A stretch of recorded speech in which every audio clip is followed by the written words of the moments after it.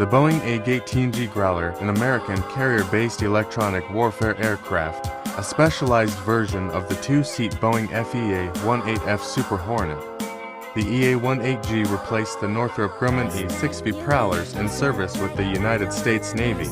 The Growler's electronic warfare capability is primarily provided by Northrop Grumman.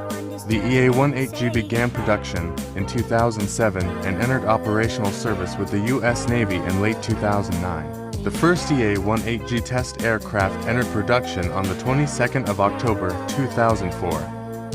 The first test aircraft, known as EA-1, was rolled out on the 3rd of August 2006, before making its maiden flight at St. Louis on the 15th of August 2006. It was later ferried to Naval Air Station Patuxent River, Maryland on the 22nd of September 2006.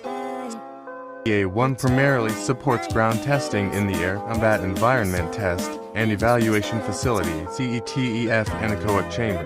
The U.S. Navy has ordered a total of 57 aircraft to replace its in-service EA-6B Prowlers, most of which are based at NAS Whidbey Island.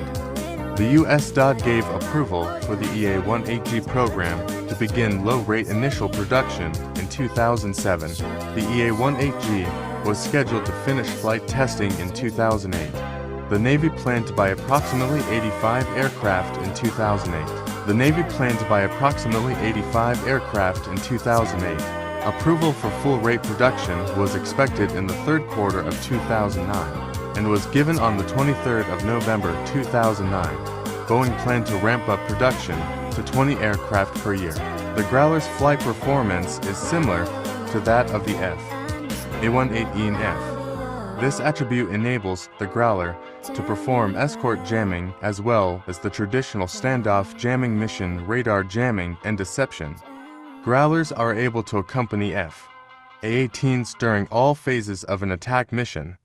In order to give the Growler more stable flight for the electronic warfare mission, Boeing changed the leading edge fairings and wing fold hinge fairings, and added wing fences and aileron tripper strips. The Growler has more than 90% in common with the standard Super Hornet, sharing airframe, Raytheon APG-79 AESA radar and weapon systems such as the EA-YK-2 Stores Management System. Most of the dedicated airborne electronic attack equipment is mounted on a plate in the space that used to house the internal 20mm cannon and on the wingtips.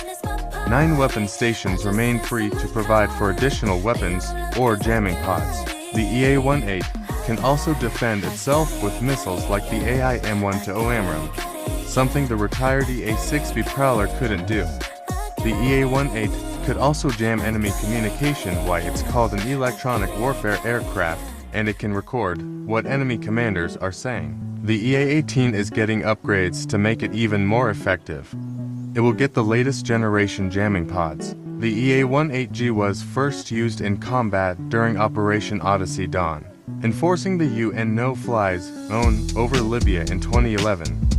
5 EA-18Gs were redeployed from Iraq to support operations in Libya, and the Growler was deployed as part of Operation Prosperity Guardian, where one destroyed a Mi-24 Hind with a AGM-8 ATA-AGM missile. In 2008, the Australian government requested export approval from the US government to purchase up to 6 EA-18Gs, which would be part of the order for 24 F/A-18F Super Hornets. Currently, the United States Navy and Royal Australian Air Force operate the EA-18 and is planned to remain in service in the future.